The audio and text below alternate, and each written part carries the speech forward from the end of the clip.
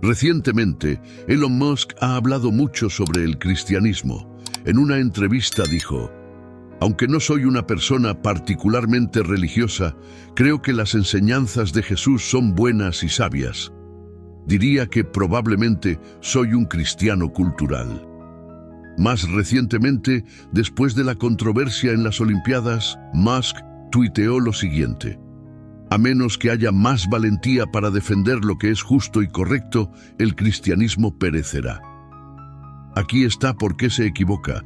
El cristianismo verdadero, el cristianismo bíblico, no es la práctica de una religión, es aceptar que Jesucristo murió por nuestros pecados y resucitó, derrotando así el poder de la muerte, el diablo y el pecado. Así que en Cristo, cuando lo aceptamos como nuestro Señor y Salvador, también seremos salvados de la ira de Dios. El cristianismo es someterse a Cristo como Señor. Decir que el cristianismo perecerá a menos que haya más valentía para defender lo que es justo y correcto es literalmente decir que lo que Cristo hizo en la cruz no fue suficiente, que necesitamos añadir algo a eso. Esto no es así. La obra de Cristo es perfecta, absoluta y completa, independientemente de lo que alguien piense que la comunidad cristiana necesita hacer. En segundo lugar, la Biblia nos ha advertido que en los últimos días vendrán burladores y mofadores.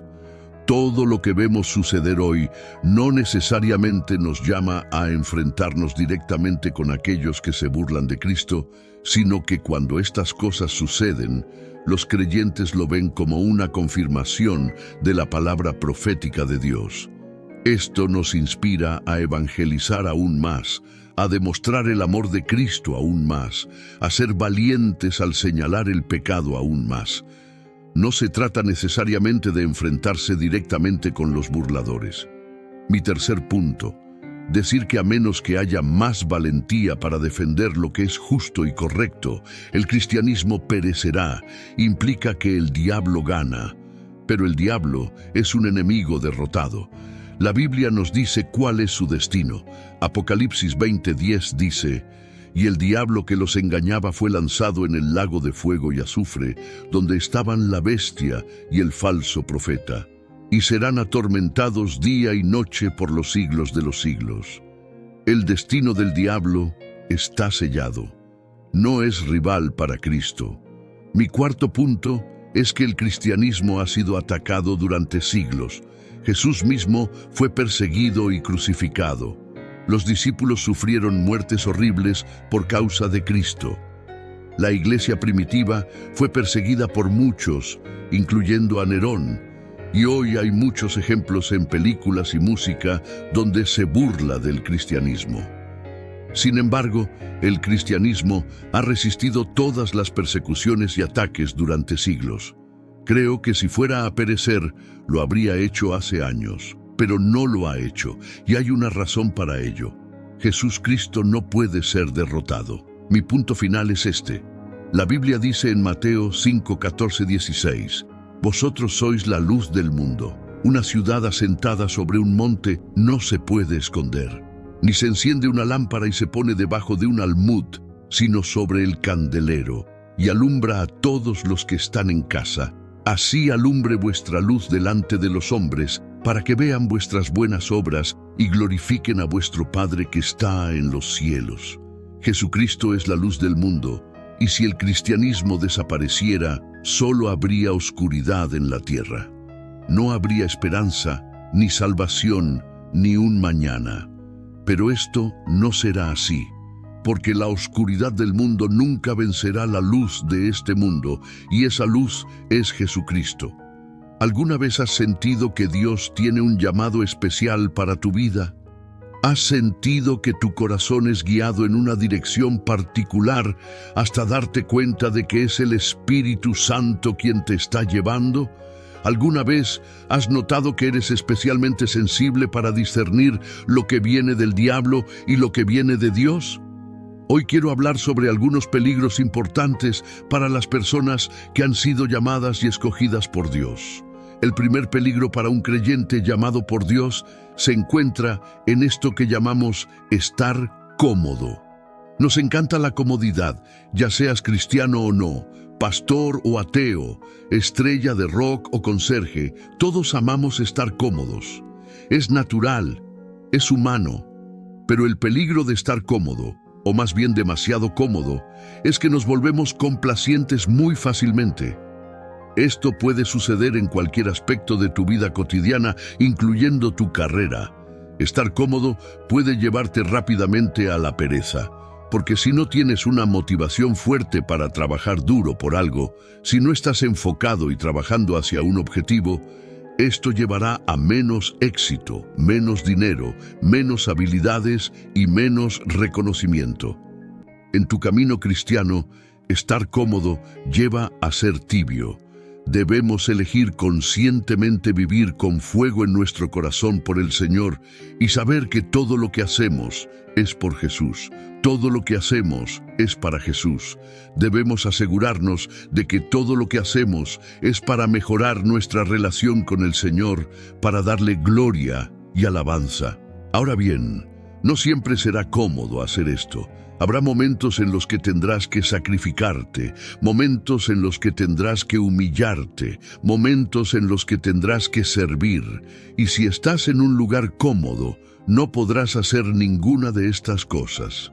Pero si tienes ese fuego en tu corazón por Dios, tu actitud será la de decir: Señor, donde quiera que me lleves, te seguiré.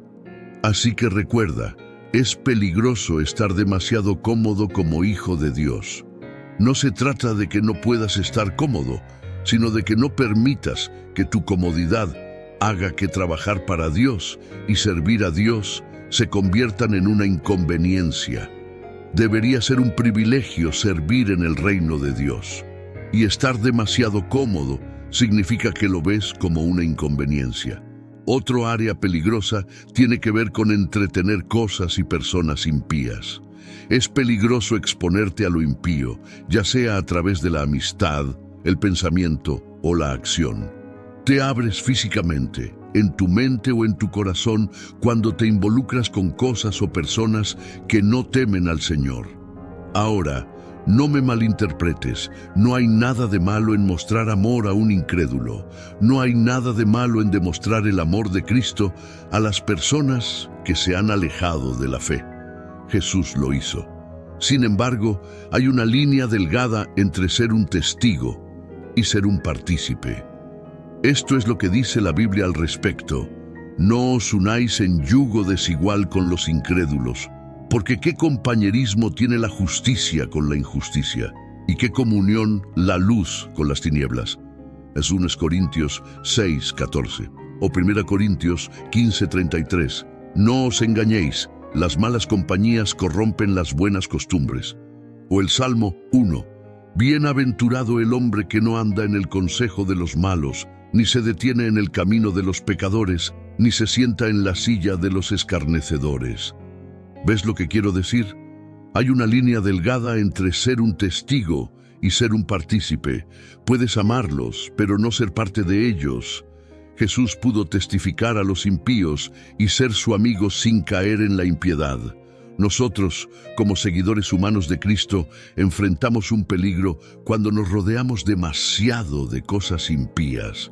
Nuestra naturaleza pecaminosa puede hacer que estas cosas nos atraigan si no somos cuidadosos.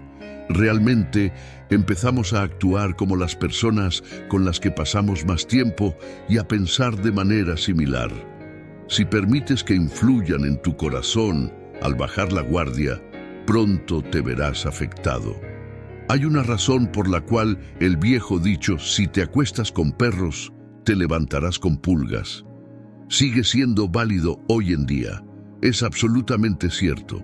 Como cristiano, los ambientes impíos, las influencias mundanas y las personas impías pueden influenciarte negativamente si te expones demasiado. Esfuérzate por sumergirte en las cosas de Dios. Mantente alerta y alimenta constantemente tu espíritu con la palabra de Dios, para que puedas ser una influencia positiva cuando te encuentres rodeado de cosas y personas impías en este mundo. Mi tercer punto de peligro es el orgullo. Es muy peligroso tener orgullo en el corazón. El orgullo es un pecado mortal que te alejará de la voluntad de Dios y te mantendrá allí. Dios se opone a los orgullosos y da gracia a los humildes. Se nos dice que nos humillemos ante el Señor para que Él nos levante en el momento adecuado. Es en su tiempo que prosperamos y eso es lo mejor, porque Él sabe lo que necesitamos. Él sabe esperar hasta que estemos maduros en sabiduría y en espíritu de oración. Dios sabe esperar hasta que hayas enfrentado ciertas dificultades y desarrollado una fe más fuerte. En su tiempo, cuando lo considere adecuado, Él te bendecirá. Las personas que llegan a lugares altos, sin pasar primero por momentos oscuros y difíciles, a menudo carecen de empatía, comprensión y humildad hacia los demás. Dios es sabio y conoce el camino que debes recorrer para preparar tu corazón para los momentos altos de tu vida. No te dejes llevar por pensar demasiado en ti mismo, porque Dios te humillará. Proverbios 16:18 dice que el orgullo precede a la destrucción y el espíritu altivo a la caída. Si te encuentras en tu propio pedestal, te estás preparando para que Dios te derribe. No eres nada aparte del Dios que te creó, y Él quiere que lo reconozcas en tu corazón. Debes protegerte contra el orgullo, porque se infiltra y se apodera de ti cuando sientes que estás logrando grandes cosas por tu cuenta. El orgullo es fácil de almacenar en tu corazón, así que mantente vigilante y pide al Señor que te proteja de él, porque este mundo te presentará innumerables razones para ser orgulloso. Pero al final del día, el orgullo matará tu vida espiritual porque sofoca la necesidad y el deseo de Dios en tu vida. Te animo a que ores contra este espíritu y te protejas contra él. El último punto de peligro que me gustaría mencionar es estar demasiado ocupado para Dios. Es muy peligroso estar tan ocupado que no puedes hacer espacio para el Señor en tu agenda. Hoy en día, la gente parece pensar que estar ridículamente ocupado es lo mejor, y esto hace que algunos se sientan importantes. Pero no hay mérito en estar ocupado solo por estar ocupado. Tampoco hay nada que ganar espiritualmente si trabajas todo el tiempo sin considerar tu vida espiritual. ¿De qué le sirve a un hombre ganar el mundo entero y perder su alma? Esta mentalidad es una distracción para el camino del cristiano con Dios. Hay un peligro real en volverse demasiado ocupado para Dios. Trabajo, familia, amigos, pasatiempos, relaciones, cualquier cosa que la vida te traiga, hay un mundo de distracciones esperando en cada esquina de tu mente. Hay incluso personas que no pueden ver que están distraídas porque el trabajo ocupado es, de hecho, trabajo religioso. Es triste pero prevalente. Los cristianos pueden involucrarse en hacer cosas para Dios sin pasar tiempo con Dios. La relación personal con Dios se descuida mientras que, exteriormente, parece que estás prosperando debido a los actos religiosos. Conozco a muchos cristianos que hacen el trabajo de Dios, pero en sus vidas personales están hambrientos de alimento espiritual. Dios quiere que sirvamos para sus propósitos, por supuesto, pero no permitas que nada, ni siquiera el trabajo religioso, sea una distracción de tu verdadera relación con Él. Dios quiere tu corazón verdadero, tu corazón completo, y lo quiere sinceramente. Tienes una relación personal con Jesucristo. No te distraigas con las cosas de este mundo, ni siquiera con cosas buenas que no son Dios mismo.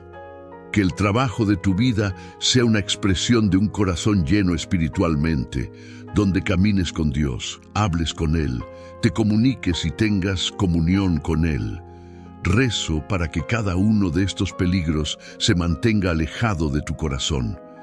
Rezo para que seas consciente de cualquier área en tu vida que pueda desviarte de tu camino con Cristo y que el Espíritu Santo te guíe siempre para que puedas vivir tu vida en abundancia en Jesús y con propósito. Hoy en día, muchas personas sufren de un sentido de insuficiencia, sienten que no son lo suficientemente buenos. Es lamentable que incluso los cristianos temerosos de Dios luchen con problemas de autoestima. Sus mentes están atrapadas en jaulas de inseguridades. Me pregunto, ¿alguna vez te has preguntado si eres lo suficientemente bueno? Para las jóvenes, ¿alguna vez te has preguntado si eres lo suficientemente bonita? ¿Alguna vez has estado tan intimidado que te preguntas si eres lo suficientemente inteligente? Estas son todas preguntas de duda y baja autoestima, subrayadas por problemas de inseguridad, y casi todos los que conozco han tenido que enfrentarlas en algún momento de sus vidas. Pero quiero animarte, no te dejes romper por las palabras de la gente, no permitas que te definan por lo que dicen. De hecho, solo deberías definirte por la palabra de Dios. Debes encontrarte a ti mismo en la palabra de Dios y solo identificarte por lo que la palabra de Dios dice sobre ti. Las expectativas y opiniones de las personas no deben tener ningún impacto en quien Dios te creó para ser. Dios dice que eres su hijo, que has sido perdonado, que tiene un plan para tu vida, un plan para darte esperanza y un futuro. Dios dice que eres su obra maestra, que eres maravillosamente hecho, que has sido redimido, que eres hermoso. El Señor te ha llamado a salir de entre ellos, a estar en el mundo, pero no ser del mundo. Has sido llamado a ser la cabeza y no la cola, y así es como debes identificarte.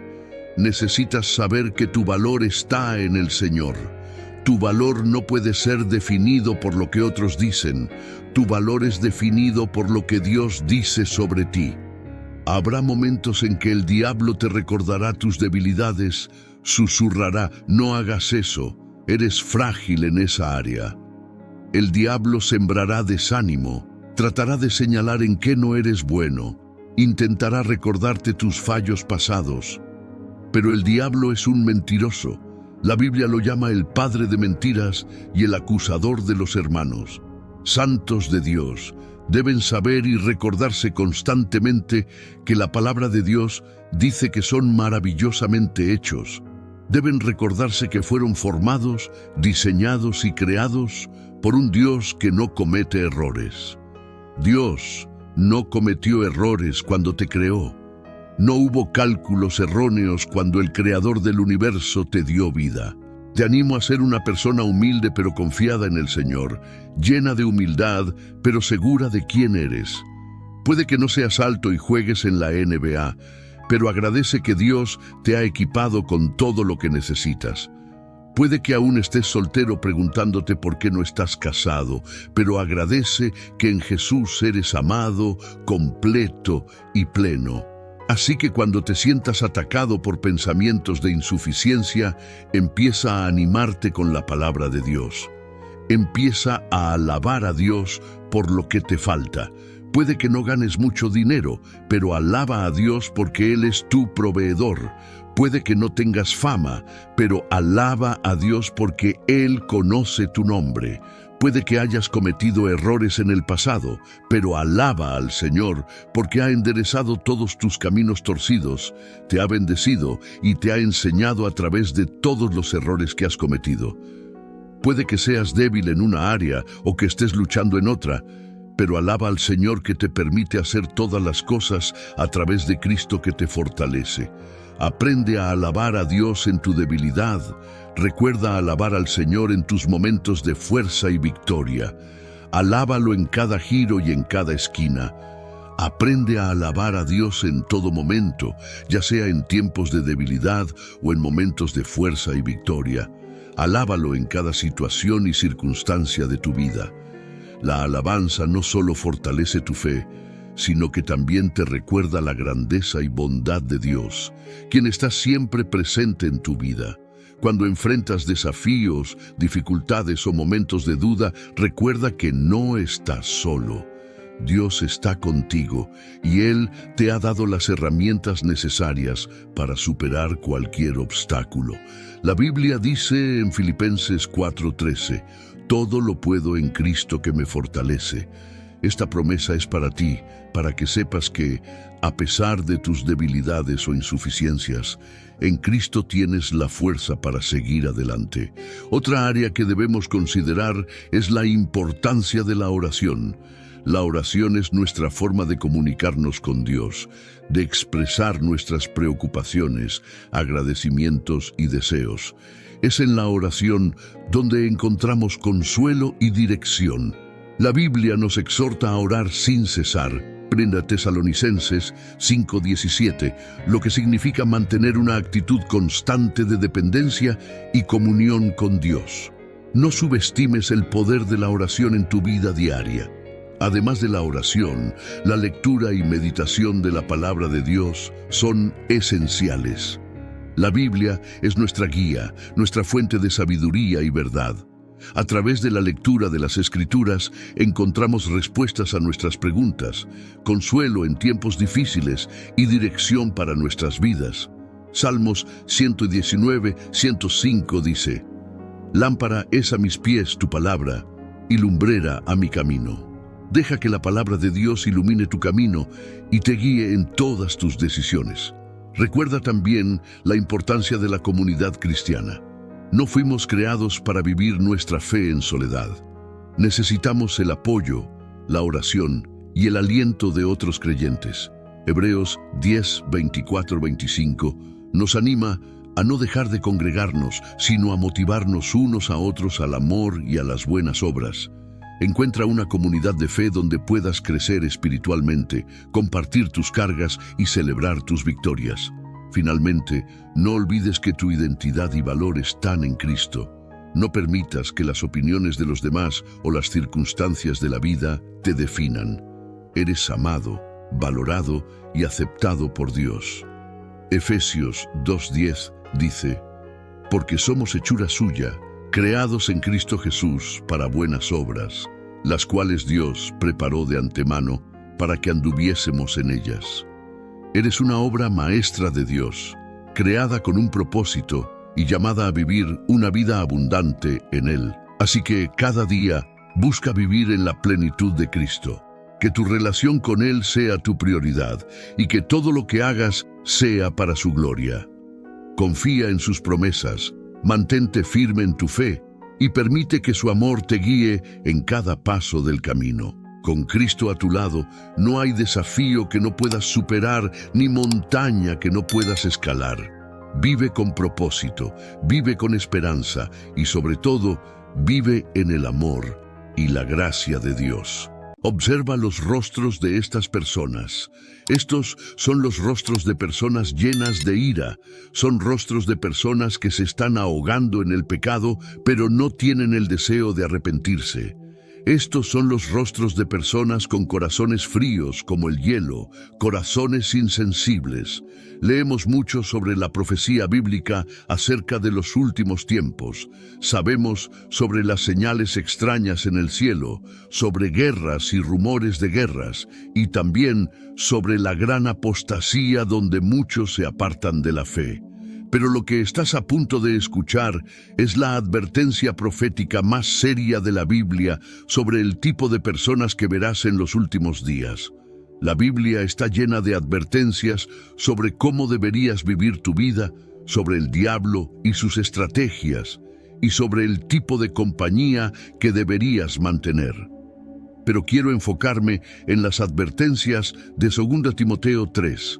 Las advertencias en este capítulo son increíblemente poderosas porque se centran en la cultura de hoy y en la sociedad.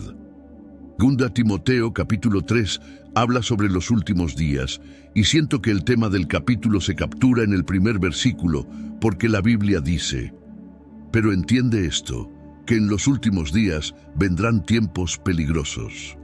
La traducción amplificada dice: Pero entiende esto, que en los últimos días vendrán tiempos peligrosos de gran estrés y problemas. días difíciles que serán difíciles de soportar. Al leer el capítulo, varias cosas se vuelven claras. En los últimos días habrá un rechazo total de Dios en este mundo. Todo lo que la palabra de Dios representa será rechazado. Será un tiempo en el que la gente querrá que les digan lo que quieren escuchar. Querrán un evangelio que dé bendiciones, pero que no requiera arrepentimiento. Querrán un evangelio que predique prosperidad, no una vida de sacrificio. Y hay mucho de esto en este momento. Mucha gente prefiere escuchar lo que les agrada en lugar de recibir el evangelio puro que penetrará el corazón y desafiará todo comportamiento pecaminoso en tu vida. Para agregar a la corrupción que habrá en el mundo, 2 Timoteo 3 nos dice que habrá un colapso total de la sociedad, porque la gente será traicionera, impulsiva, calumniadora, brutal, desobediente a los padres, abusiva y sin autocontrol. No habrá reglas ni absolutos morales, ni restricciones de ningún tipo. Todos harán lo que les parezca correcto a sus propios ojos y ay de la persona que se atreva a cuestionar las elecciones de vida de alguien.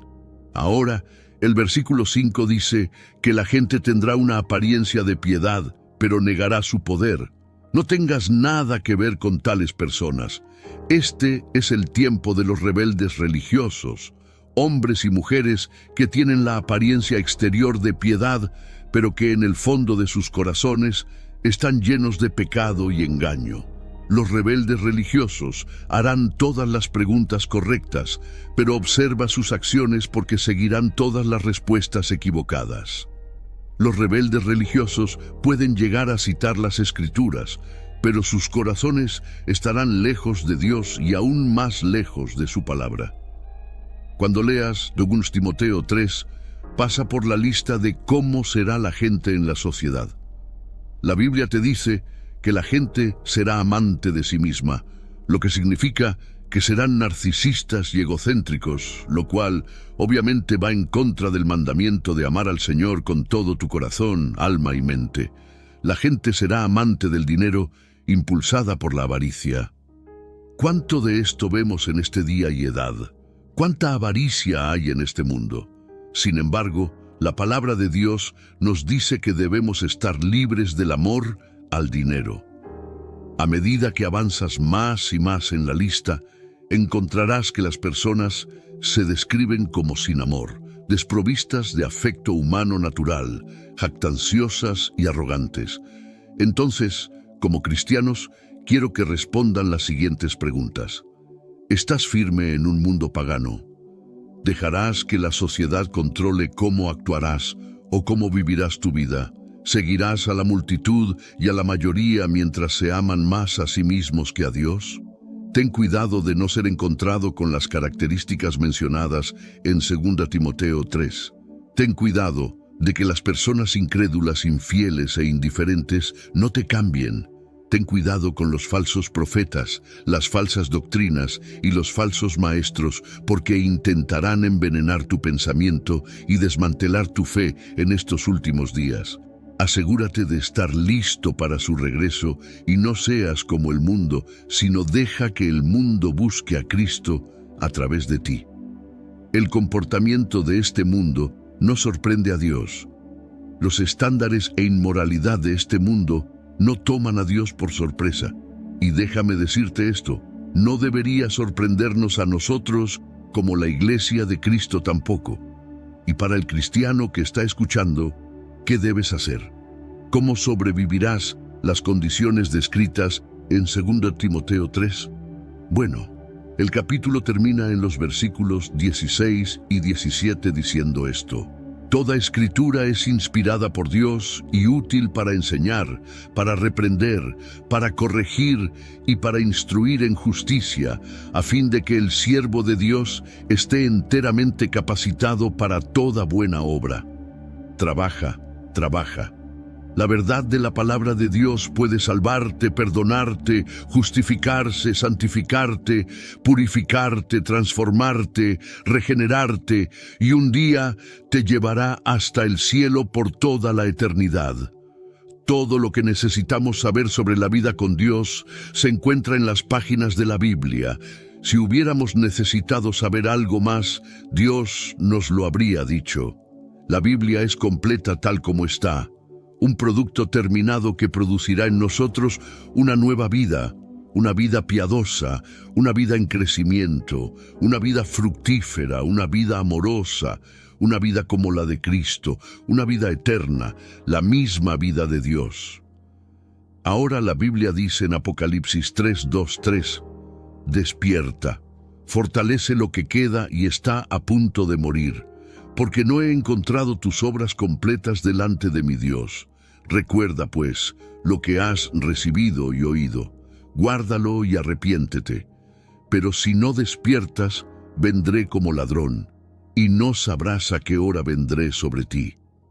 La Biblia nos está llamando a despertar. El Señor quiere que despertemos al hecho de que hay un cielo y un infierno, y que habrá un día de juicio. Si alguien está conduciendo y se queda dormido o su atención se desvía, podría perderse algunas señales de tránsito que le indican a dónde ir.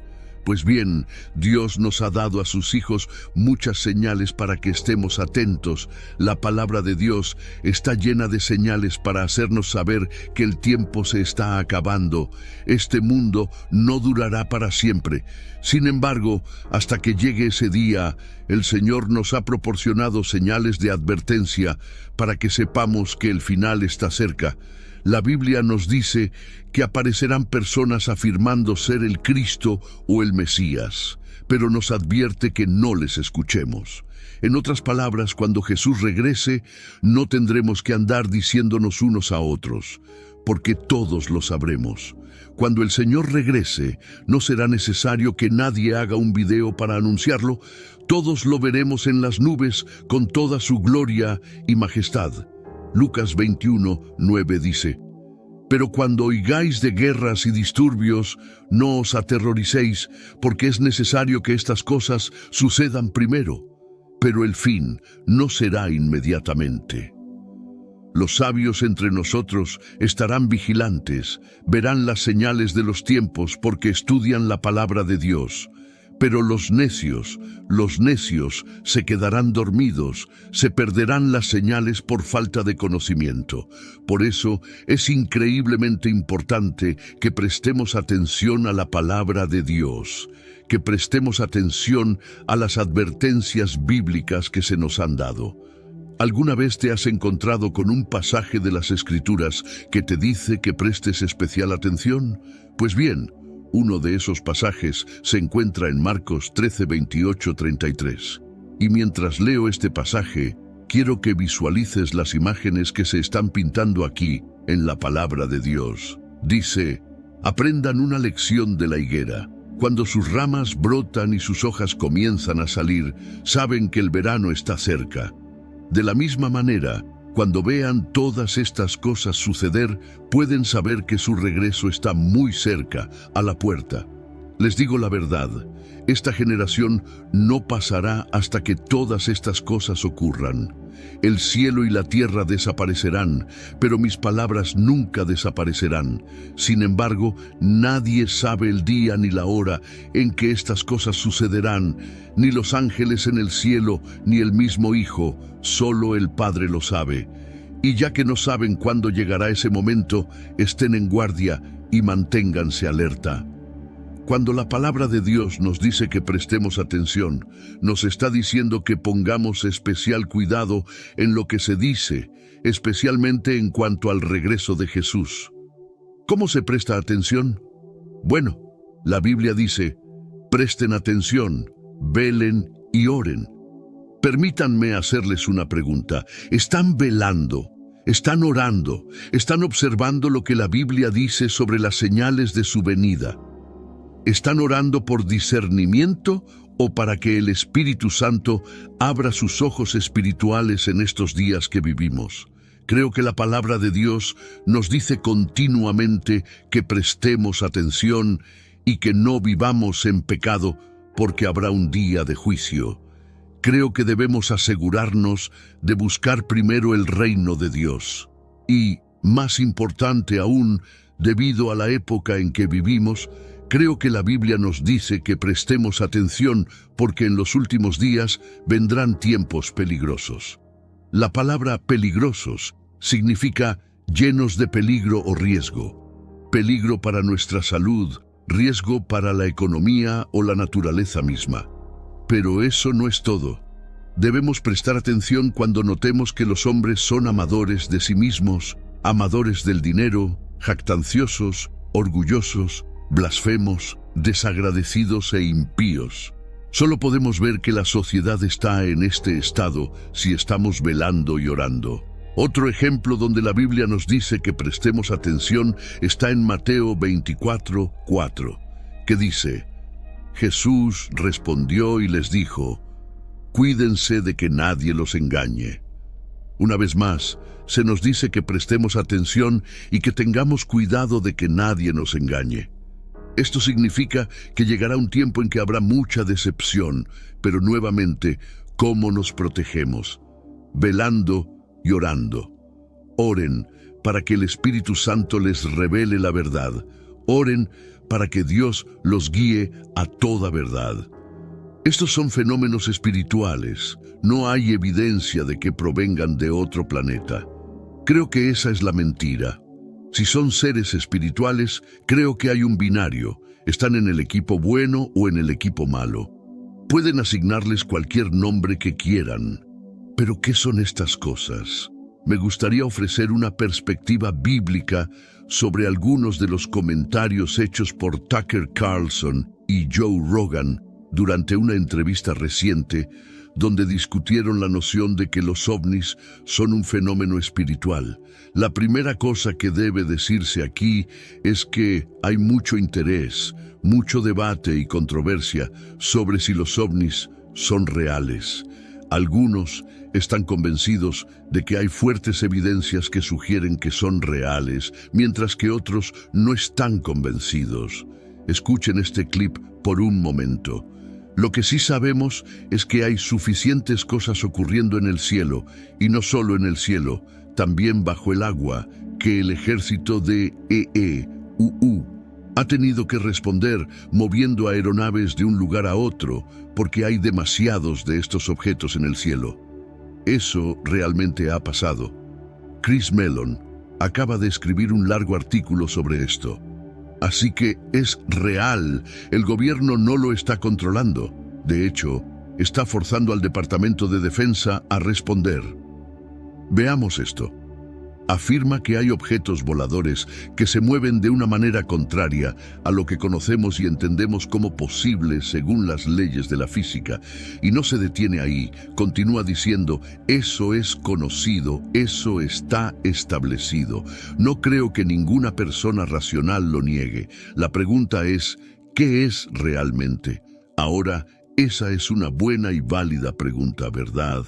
Si estos objetos están siendo rastreados activamente o aparecen en el radar, entonces, ¿qué podrían ser? Algunas personas piensan que hay alguna forma de vida extraterrestre que ha llegado a la Tierra. Otros creen que simplemente es un error, una falla técnica o incluso algo imaginario. Y también hay personas que comparten esta opinión. Muchas personas, al escuchar esto, se preguntaron si estos objetos voladores no identificados podrían ser sobrenaturales o espirituales. Hay cristianos que creen que estos incidentes son pequeñas pistas del reino espiritual que nos prueban que existe otro mundo. Aquí está su argumento. Ellos dirían que la Biblia nos dice en Efesios 6:12 que no luchamos contra carne y sangre, sino contra principados, contra potestades, contra los gobernadores de las tinieblas de este mundo, contra la maldad espiritual en las alturas. Debido a esto, creen que a veces estas fuerzas contra las que luchamos, que no son carne y sangre, pueden ser vistas, sentidas o pueden dejar evidencia que valide su existencia. Escuchen bien, todo depende del marco que uses para entender esto. Si usas el marco de la ciencia ficción, pensarás que son una raza avanzada de seres de otro lugar. pero el marco que todas las demás sociedades antes de la nuestra han usado es el espiritual. Hay un mundo entero que no podemos ver que actúa sobre las personas, un mundo sobrenatural que actúa sobre nosotros todo el tiempo, para bien y para mal. Todas las sociedades han creído esto antes de la nuestra. De hecho, todas las sociedades en toda la historia registrada han creído esto, hasta agosto de 1945, cuando lanzamos las bombas atómicas sobre Hiroshima y Nagasaki, y de repente Occidente se volvió oficialmente secular. Somos nuestro propio Dios, y no hay otro Dios. Ese es el mundo en el que hemos crecido, pero eso es una anomalía. Ninguna otra sociedad ha pensado así. Nunca ha habido una sociedad que pensara eso. Todas las demás sociedades han asumido y han tenido todo tipo de explicaciones diferentes, y los detalles difieren, pero la idea central no difiere y nunca ha diferido, desde las cavernas hasta ahora, que estamos siendo influenciados por fuerzas espirituales todo el tiempo. Para alguien nacido antes de 1945, sería mucho más obvio que esto es lo que todas las sociedades han escrito. Y de hecho, esa batalla invisible a nuestro alrededor, esa batalla espiritual, ha sido la base de todas las religiones, no solo del cristianismo. Una cosa en la que todos los cristianos pueden estar de acuerdo es que la Biblia nos da a conocer la realidad de un reino espiritual, un reino donde existen demonios y ángeles, un reino donde las fuerzas del mal libran guerra contra las fuerzas de Dios. Y aunque la Biblia no habla en detalle sobre lo que se puede ver en el mundo espiritual, podemos aprender algunos de los efectos y las cosas que ocurren en ese ámbito. Y aunque la Biblia no menciona nada sobre objetos voladores no identificados, podríamos tener preguntas, pero debemos recordar que nuestras mentes son tan limitadas en comparación con Dios o con el reino espiritual. Tenemos una comprensión y un punto de vista limitados, y por lo tanto, nunca podremos entender completamente los asuntos del Espíritu. Hay un pasaje interesante en la Biblia que dice en Isaías 55, 8, 9, «Porque mis pensamientos no son vuestros pensamientos, ni vuestros caminos mis caminos, declara el Señor. Como los cielos son más altos que la tierra, así mis caminos son más altos que vuestros caminos, y mis pensamientos más altos que vuestros pensamientos». No podemos esperar saberlo todo, ni que todo lo extraño tenga sentido. El profeta Ezequiel escribe sobre algo similar en el primer capítulo, Ruedas en el cielo. Es una lectura asombrosa. Si lees esto, piensas, ¡guau! Está en todas las escrituras hebreas. Son fenómenos espirituales. No hay evidencia de que provengan de otro planeta. Creo que esa es la mentira, que vienen de Marte. El espacio y la atmósfera están bien monitoreados, tanto por razones militares como de defensa, y también porque es importante saber cuándo vienen los asteroides. No hay evidencia de que haya muchos de estos objetos entrando en nuestra atmósfera desde otro planeta. No hay evidencia de eso en absoluto. Así que están aquí y han estado aquí durante miles de años, lo que sea que sean. Y para mí está bastante claro que son entidades espirituales, lo que significa que son sobrenaturales. Algo por encima de lo natural, por encima de lo observable. Ahora, hay una referencia en Ezequiel capítulo 1, y aquí está un resumen de algunas de las cosas clave que se mencionan. La palabra del Señor vino expresamente a Ezequiel, el sacerdote. Ezequiel dijo, «Entonces miré, y he aquí un torbellino venía del norte, una gran nube con un fuego ardiente que se envolvía, y un resplandor alrededor de ella, y en medio de ella algo como el color del ámbar, en medio del fuego. También de en medio de ella salió la semejanza de 4 seres vivientes, y esta era su apariencia. tenían la semejanza de un hombre. Cada uno tenía 4 caras y cada uno tenía 4 alas. En cuanto a la semejanza de sus caras, cada uno tenía la cara de un hombre. Cada uno de los 4 tenía la cara de un león a la derecha. Cada uno de los 4 tenía la cara de un buey a la izquierda y cada uno de los 4 tenía la cara de un águila. Así eran sus caras. Sus alas se extendían hacia arriba. 2 alas de cada uno tocaban una a otra y 2 cubrían sus cuerpos. Y cada uno iba hacia adelante. Iban a donde el espíritu quería ir y no se volvían cuando iban. Ahora, cuando miré a los seres vivientes, he aquí una rueda estaba en la tierra junto a cada ser viviente con sus 4 caras. La apariencia de las ruedas y su obra era como el color del berilo, y los 4 tenían una misma semejanza. Su apariencia y su obra eran como una rueda en medio de una rueda. Cuando se movían, iban en cualquiera de las 4 direcciones, y no se volvían cuando iban. En cuanto a sus aros, eran altos y temibles, y sus aros estaban llenos de ojos alrededor de los 4. Cuando los seres vivientes iban, las ruedas iban junto a ellos. Y cuando los seres vivientes se levantaban de la tierra, las ruedas se levantaban. A donde el espíritu quería ir, iban, porque el espíritu iba, y las ruedas se levantaban junto con ellos, porque el espíritu de los seres vivientes estaba en las ruedas. Cuando aquellos iban, estos iban. Cuando aquellos se detenían, estos se detenían. Y cuando aquellos se levantaban de la tierra, las ruedas se levantaban junto con ellos, porque el espíritu de los seres vivientes estaba en las ruedas.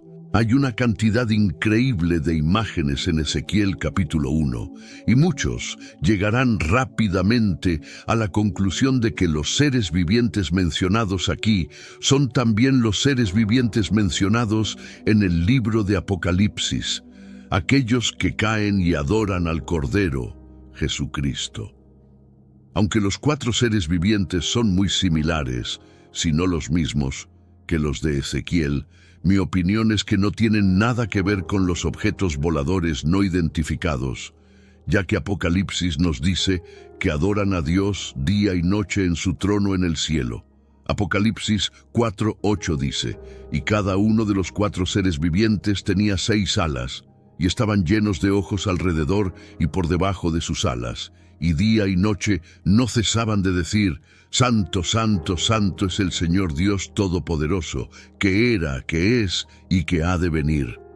Entonces, como cristianos, ¿qué debemos pensar? Bueno, algunos pensamientos aquí.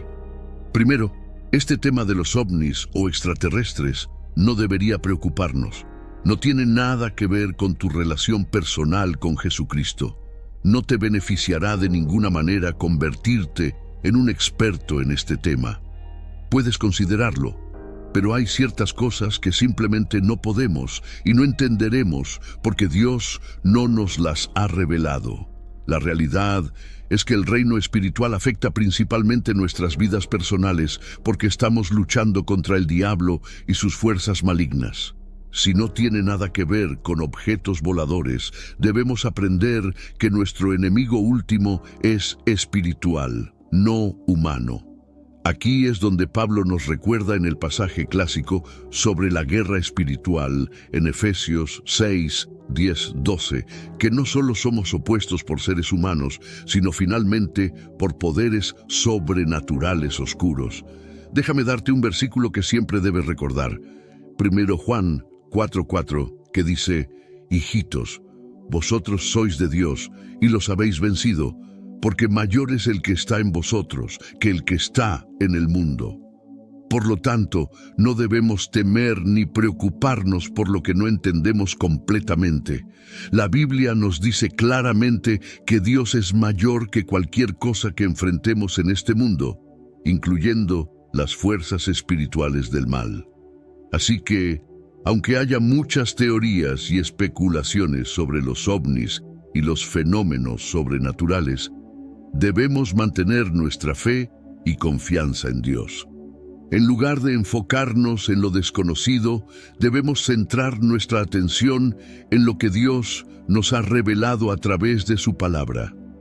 La Biblia es nuestra guía y nos proporciona todo lo que necesitamos saber para vivir una vida piadosa y para prepararnos para el regreso de Jesús. Debemos seguir velando y orando, buscando discernimiento y entendimiento del Espíritu Santo para poder vivir de acuerdo a los mandamientos de Dios. También es importante recordar que, como creyentes, estamos llamados a compartir el Evangelio y a ser testigos de la verdad de Dios en este mundo. Nuestra misión es llevar el mensaje de salvación a aquellos que no conocen a Cristo. Y esto incluye estar preparados para enfrentar cualquier oposición o engaño que pueda surgir. Debemos estar firmes en nuestra fe y no permitir que las distracciones del mundo nos desvíen de nuestro propósito. Finalmente, recordemos las palabras de Jesús en Mateo 24, 36, 37. Pero del día y la hora nadie sabe, ni aun los ángeles de los cielos, sino solo mi Padre. Mas como en los días de Noé, así será la venida del Hijo del Hombre. Debemos estar siempre preparados, viviendo cada día con la expectativa de su regreso y asegurándonos de que nuestras vidas reflejen su amor y verdad. En resumen, mientras el mundo puede estar fascinado con los misterios y lo sobrenatural, nosotros como cristianos debemos mantener nuestra mirada en Cristo, confiando en su soberanía y poder. La verdadera batalla es espiritual y nuestro mayor enemigo es el diablo y sus fuerzas. Pero podemos estar seguros de la victoria en Cristo, porque mayor es el que está en nosotros que el que está en el mundo. Vivamos cada día con fe, esperanza y amor, proclamando el Evangelio y esperando el glorioso regreso de nuestro Señor y Salvador, Jesucristo. ¿Por qué Jesús oraba a Dios si Él es Dios? Esta es una pregunta que muchos han formulado. Cuando leemos los Evangelios, vemos que Jesús a menudo se retiraba para orar.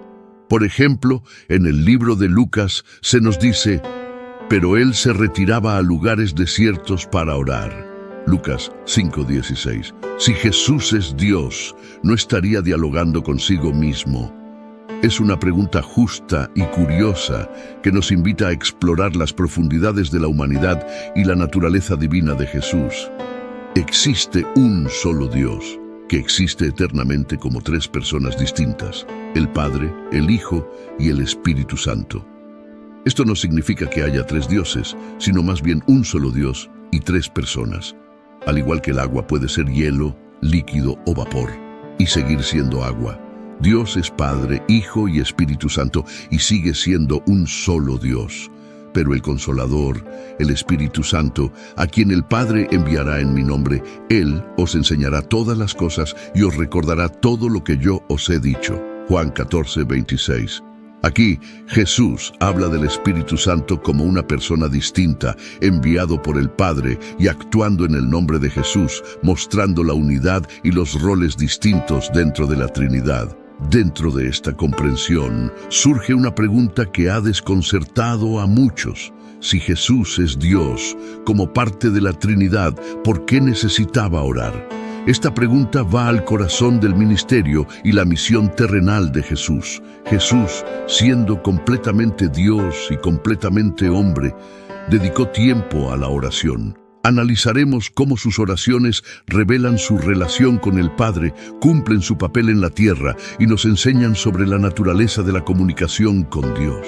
Únete a nosotros mientras buscamos entender la hermosa complejidad de las oraciones de Jesús y lo que significan para nuestras vidas espirituales. La naturaleza de Jesús es extraordinaria y única porque es tanto Dios como una persona como nosotros al mismo tiempo. Esto significa que Jesús es 100% Dios. Puede hacer cosas que solo Dios puede hacer, como realizar milagros especiales y rescatar a las personas de manera única. Pero también es 100% humano, siente hambre, dolor y muere. Es como tener dos conjuntos completos de todo en una persona. Imagina tener todos los superpoderes, pero también vivir como una persona normal, experimentando todo lo que experimentamos, excepto que nunca hizo nada mal. Creemos esto porque nos ayuda a entender cómo Jesús pudo hacer cosas increíbles, pero también saber lo que es ser una persona. La naturaleza de Jesús es uno de los misterios centrales de la fe, y es comprendiendo tanto su divinidad como su humanidad que se logra a través de su vida, muerte y resurrección el propósito de las oraciones de Jesús, modelo de humanidad. Jesús nos mostró la mejor manera de hablar y vivir con Dios, la dependencia del Padre. Jesús vivió de tal manera que nos demostró que no hacía nada por su propia voluntad.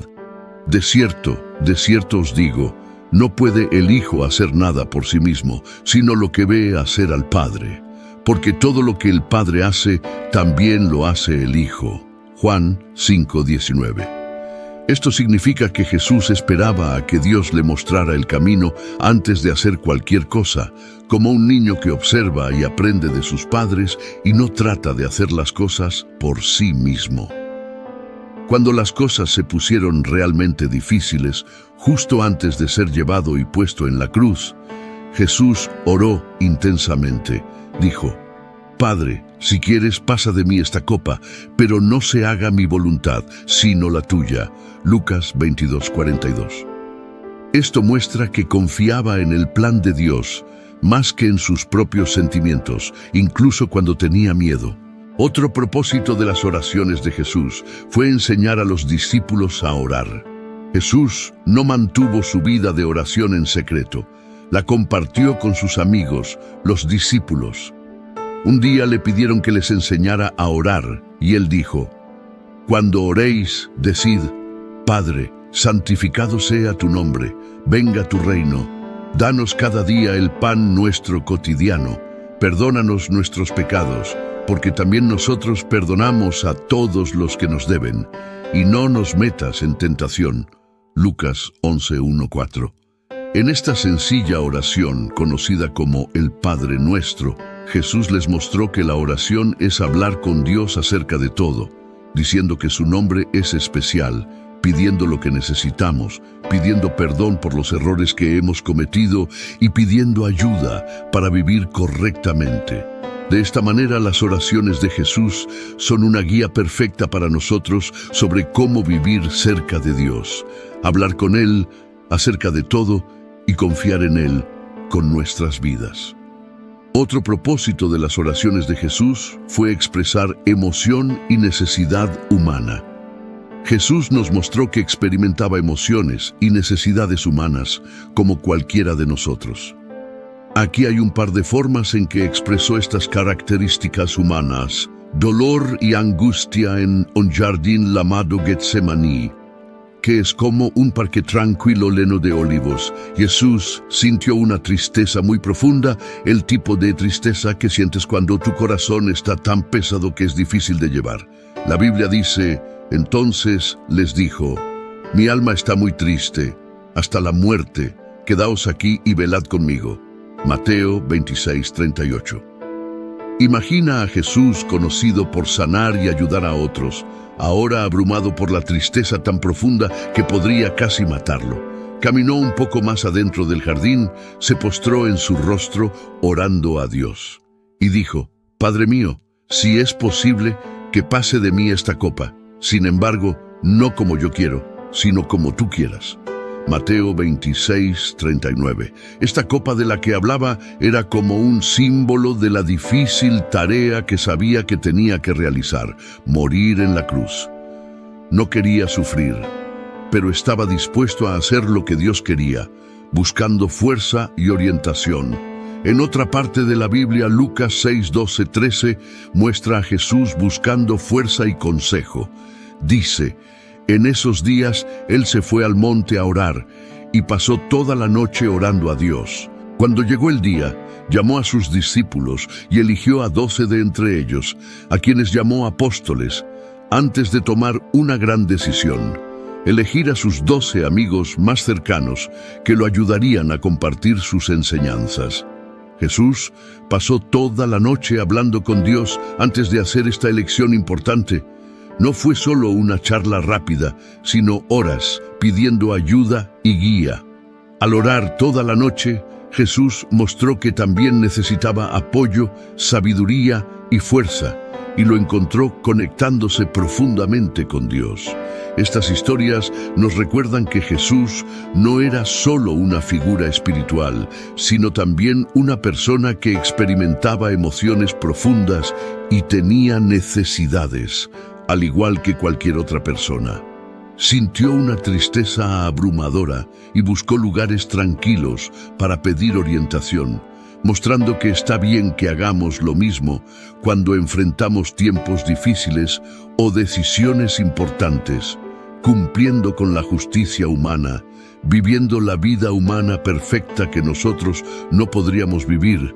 Cuando exploramos las historias y enseñanzas de la Biblia, descubrimos que Jesús no solo vivió una vida ejemplar, sino que vivió la vida humana perfecta, cumpliendo toda justicia.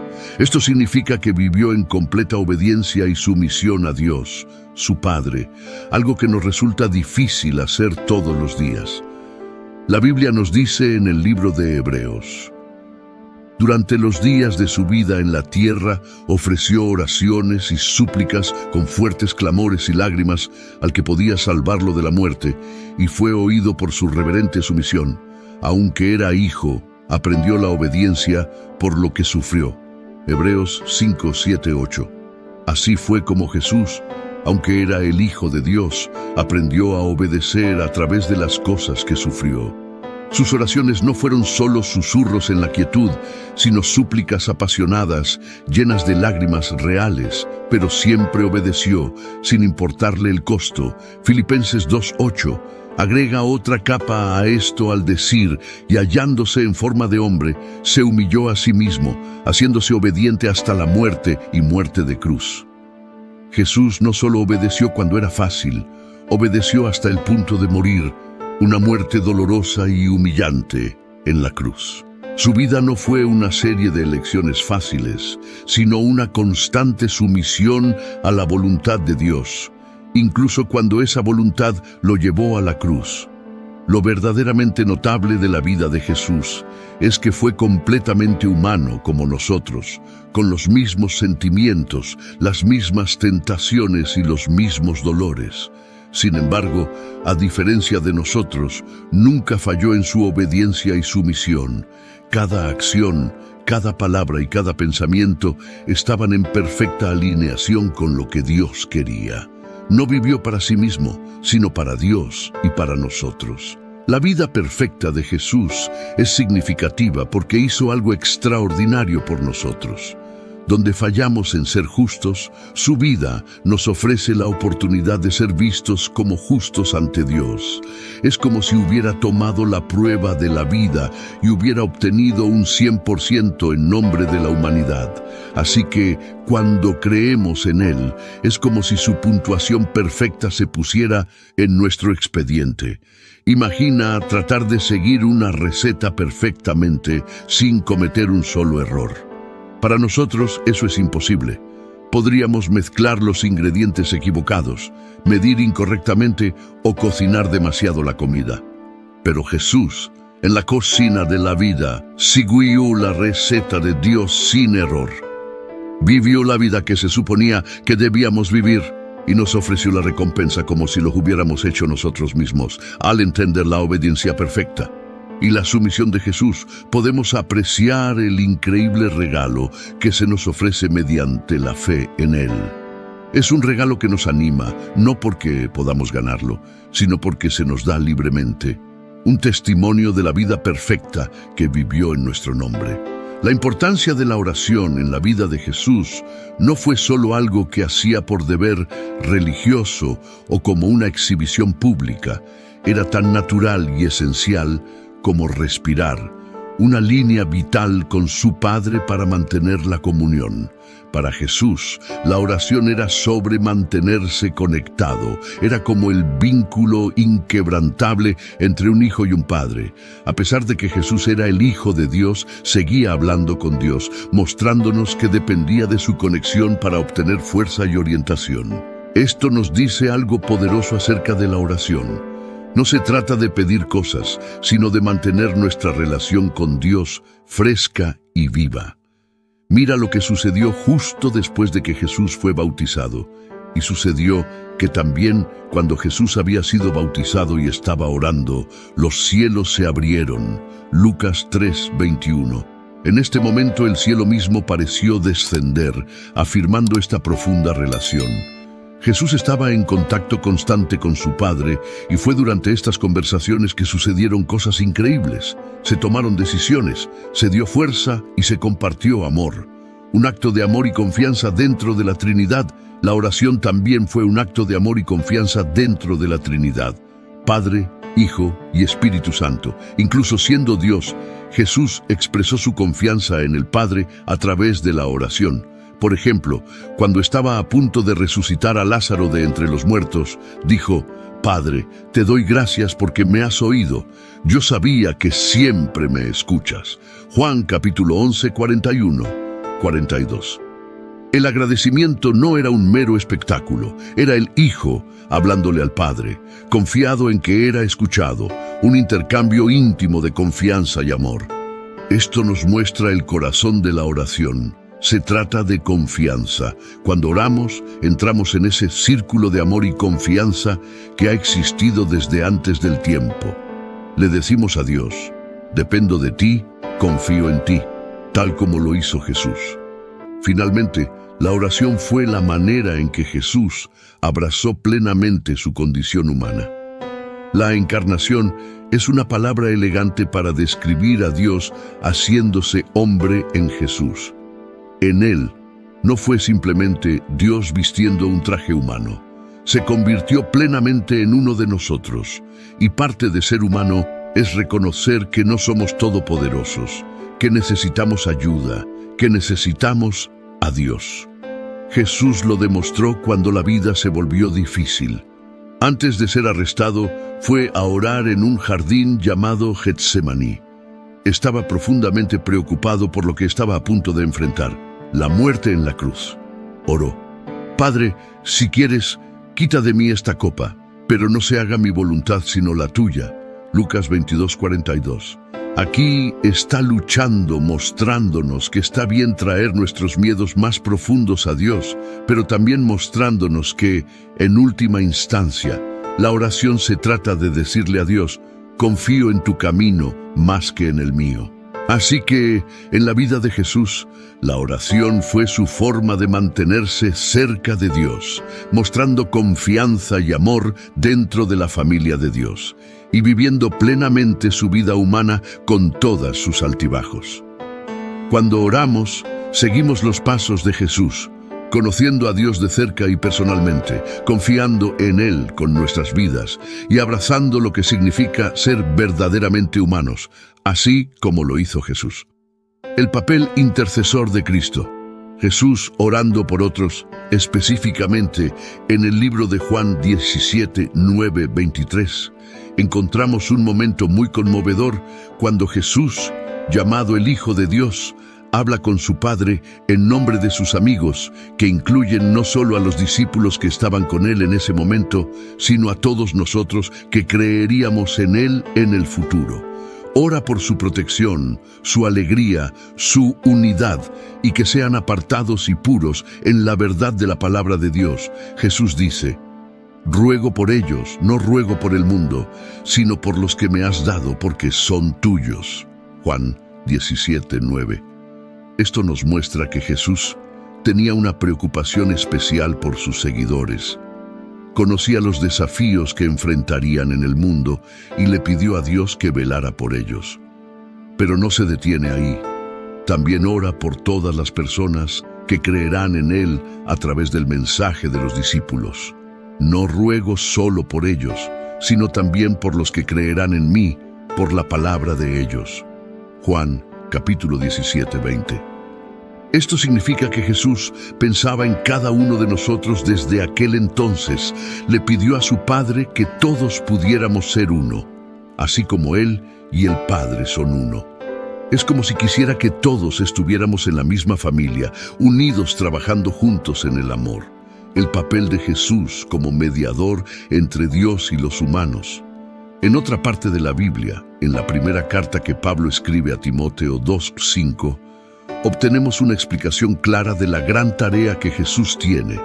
Dice: porque hay un solo Dios y un solo mediador entre Dios y los hombres, el hombre Cristo Jesús. 1 Timoteo 2:5.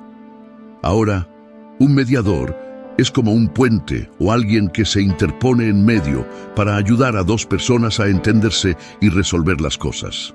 Antes de Jesús, las personas estaban separadas de Dios debido a sus malas acciones o pecados.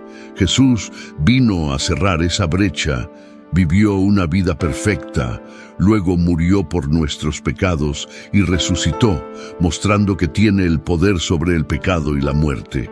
Al hacer esto, se convirtió en el único intermediario entre nosotros y Dios. Cuando nos equivocamos o hacemos cosas que no deberíamos, Jesús está ahí para hablar con Dios en nuestro nombre. Es como si dijera: tengo cubierto a esta persona, Padre. He pagado el precio por sus errores. Esto es asombroso porque significa que podemos ir directamente a Dios a través de Jesús. No necesitamos a ninguna otra persona o cosa para hablar con Dios por nosotros. Jesús es nuestra línea directa con Él. Cuando oramos, podemos orar en el nombre de Jesús y Él hablará por nosotros, asegurándose de que permanezcamos conectados con Dios. Entonces, en términos simples, a Jesús le importamos tanto que habla con Dios sobre nuestras necesidades, nuestra protección y nuestra unidad entre nosotros y con Él. Y como nuestro mediador, Él es la razón por la cual podemos tener una relación personal con Dios.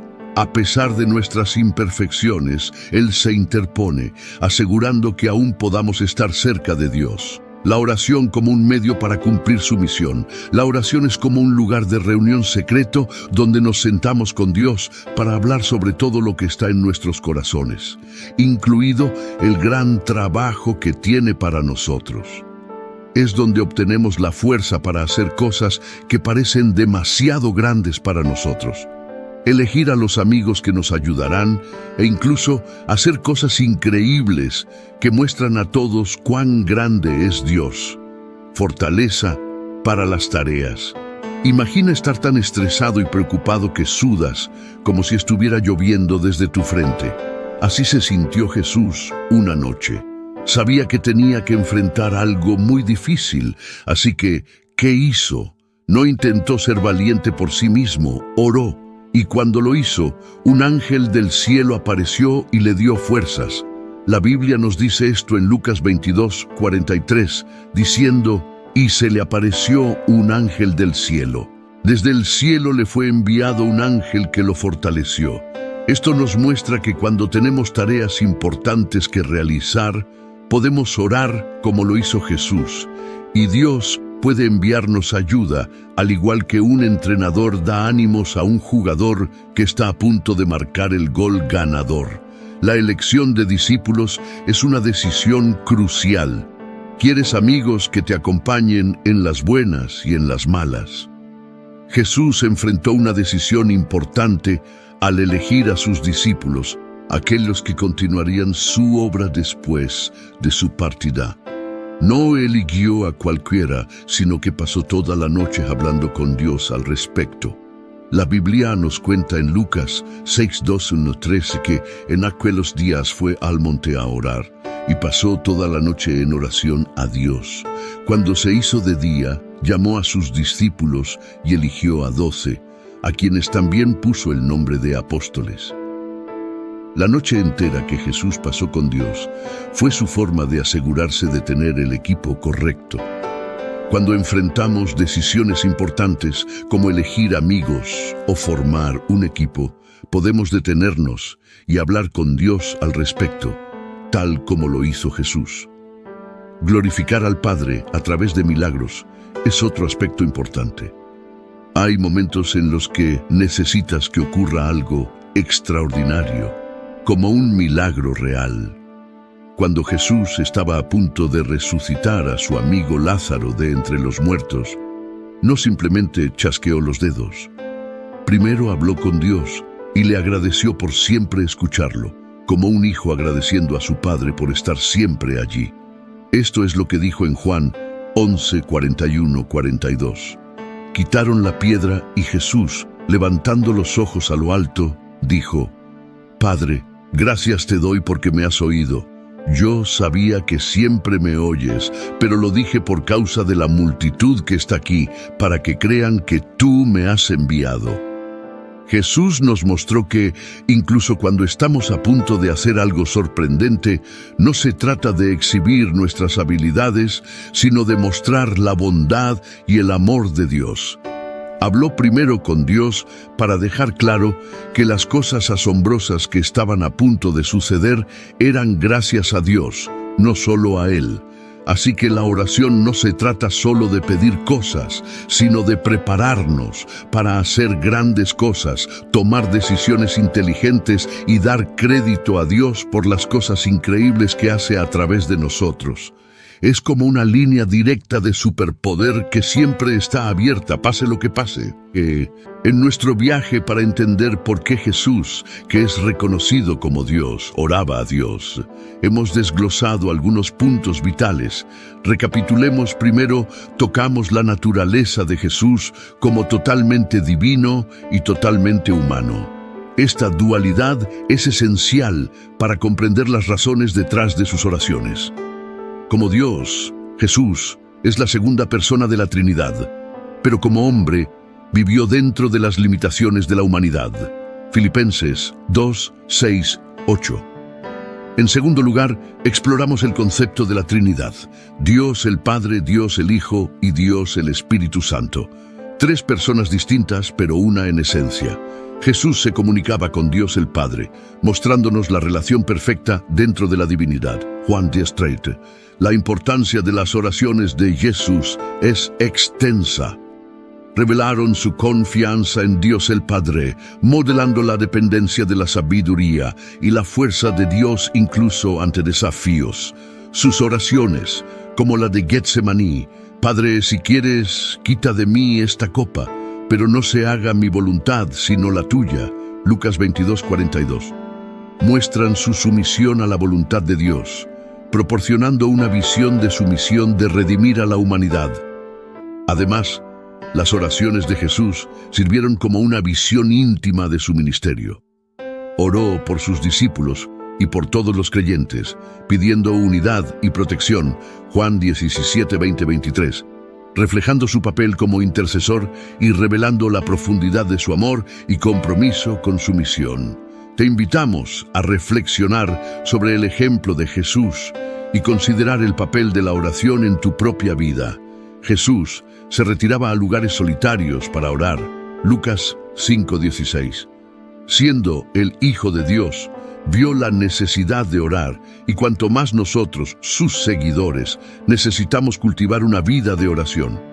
Su ejemplo no es simplemente un ritual a seguir, sino una invitación a fomentar una relación personal con Dios, donde podamos depositar nuestras cargas y encontrar orientación y consuelo en la esencia de nuestros momentos con Dios. Recuerda que la oración es un regalo, un diálogo y una ofrenda de paz en la que puedes participar. Mientras reflexionas sobre la vida de Jesús, considera cómo tu propia vida de oración se alinea con su ejemplo. Que su vida te inspire a buscar a Dios sinceramente, a escuchar y hablar, a pedir y someterte, y a través de esto, que llegues a conocer el profundo amor y la presencia de Dios en tu caminar diario. Oremos. Padre Celestial, venimos a ti en humilde adoración, reconociendo tu sabiduría infinita y la profundidad de tu amor, que a menudo supera la comprensión humana.